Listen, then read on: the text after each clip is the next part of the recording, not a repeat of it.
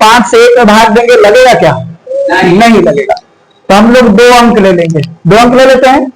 तो 5 के पहाड़ा में 10 आएगा, आएगा। कितने बार में आएगा? 2 बार। तो ये हो जाएगा 5 दूनी क्या हो गया? 10। तो क्या करते हैं, यहाँ पर घटाएंगे इसको।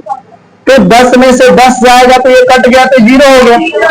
अब क्या बचा? यहाँ पर 2 उतर गया। तो 2 उतर गया तो ध्यान से सुनोगे कि कोई भी संख्या में से अगर जो घट करके आता है तो उसको हम लोग शेषफल कहेंगे, और कोई उतर गया सीधे डायरेक्ट तो उसको शेषफल नहीं कहेंगे। समझ में आ रहा है? तो यहाँ पर समझो, ये जो 2 है, क्या ये शेषफल है? क्या 2 यहाँ पर शेषफल नहीं है। तो क्या किया जाए? तो क्या 5 से 2 में भाग लग रहा है? 5 के पहाड़ा में 2 आता है? नहीं आता है। तो क्या यहाँ पे दशमलव ले लिया जाए? दशमलव ले लिया जाए। यही पर अब बहुत सारे लोग गलती कर देते हैं। ध्यान दीजिएगा, यहाँ पे जैसे ही आप दशमलव लेकर के यहाँ 0 करोगे तो ये 5 चौके 20 तो हो जाएगा, ठीक है। लेकिन ये क्या हो जाएगा? ये जैसे हम घटाएंगे तो 0 में 20 में से 20 जाएगा तो ये कभी चला उठेगा। लेकिन ये आंसर जो है आपका वो गलत है। तो फिर कैसे भाग देंगे उसके बारे में हम बताते हैं। ध्यान दीजिएगा, जब ऐसा आए तो हमने अभी आपको बताया, तो पहले आपने 5 दूनी 10 किया था और 5 दूनी 10 में से घटाए थे तो 0 आया था, यस या नो? अब ये 2 जो हमने यहां पर उतारा है, तो क्या ये 2 रिमाइंडर है, शेषफल है? नहीं। तो जब भी 5 कोई संख्या उतारे हो और उससे भाग नहीं लग रहा है तो हम लोग एक बार में नहीं लग रहा, 0 बार में लगेगा ना, तो 0 बार में भाग दिया जाता है। कितने बार में? 0 बार में। तो 5 से 0 में गुणा करेंगे तो क्या हो जाएगा? 0। अब इसमें से घटाएंगे तो 2 में से 0 घटेगा तो क्या हो जाएगा? 2। तो ये घटा करके आया है। अब यह 2 जो है वो रिमाइंडर है। अब यह 2 क्या है? शेषफल है। अब यहाँ पर आप यहाँ पर दशमलव ले सकते हो और दशमलव के जगह पर एक 0 बैठाया जाता है। तो ये कितना हो जाएगा? 4। ये 4 पचे क्या हो जाएगा? 20। घटाएंगे तो ये हो जाएगा 0। तो ये जो हमने लिखा है ये कौन है? ये भाजक है। कौन है? भाजक है।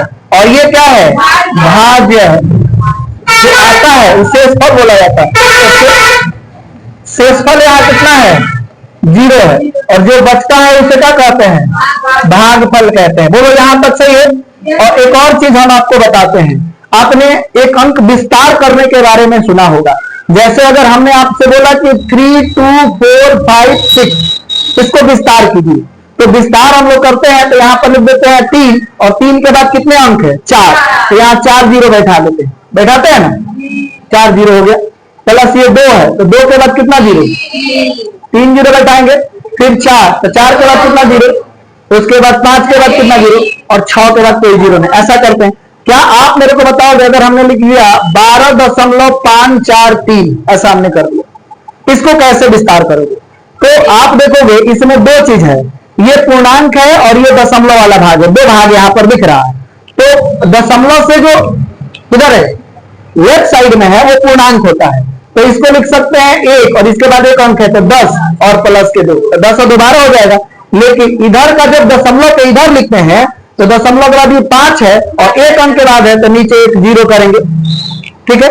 और ये क्या हो जाएगा? +4। ये दूसरा अंक है तो 1 पर कहेगा 0 2 और प्लस ये कितना है? 3, तो ये कितना हो जाएगा? 1000 हो जाएगा। एक और चीज हम आपको यहीं पे समझा देते हैं, ध्यान दीजिएगा। इसको पढ़ते कैसे हैं?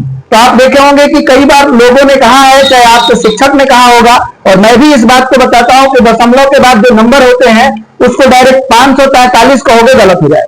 543 कहोगे तो इसको क्या करेंगे? 5 4 3 ऐसे पढ़ा जाता है, यानी कि 12.543 कहेंगे। या फिर इसको हम लोग क्या कहते हैं? 12.543 जो है, ये जो आप देख रहे हो ये दशांश है। क्या है भैया? दशांश क्यों है? क्योंकि ये 10वां भाग है। कौन सा भाग है? 10वां भाग है। और ये वाला देख रहे हो ये शतांश है। क्या है भैया? शतांश। ये वाला लिखा जाता है ना जी, क्या हो जाएगा? शतांश। ओके। और ई क्या हो जाएगा? हजारवा भाग है। तो हजारवा उसके बाद आएगा तो 10,000वां। जिस तरीका से इकाई दहाई पढ़ते हैं खाली उसमें वाह लगा देना है। ठीक है, हजारवा, 10,000वा, ठीक है, लाखवा, 10 लाखवा, ऐसे करके बढ़ता है। तो इस तरीका से हम लोग इसको क्या करेंगे, नंबर को लिखते हैं। तो बताइए दशम, जिसमें अगर मान लेते हैं कि भाग दे रहे हैं और भाग देते वक्त एक अंक उतर गया और उतरने के बाद उसमें भाजक से भाग नहीं लग रहा है, तो क्या वो शेषफल होता है? नहीं होता है। तो जब भाग नहीं लगेगा तो किससे भाग देंगे? 0 बार में भाग देंगे। तो 0 बार में भाग देंगे और उसके बाद घटा करके जो आएगा वो होगा शेषफल, और घटा के आने के बाद से ही दशमलव प्रक्रिया शुरू करते हैं। तो मैंने यहाँ पे ये आपको देखा कोई पूर्णांक में है तो उसको विस्तार करना आपको बताया, और साथ ही साथ क्या बताया, दशमलव में कोई नंबर है तो उसको कैसे लिखते हैं। उम्मीद करते हैं कि ये सारी बातें आप सबको समझ में आ गया है।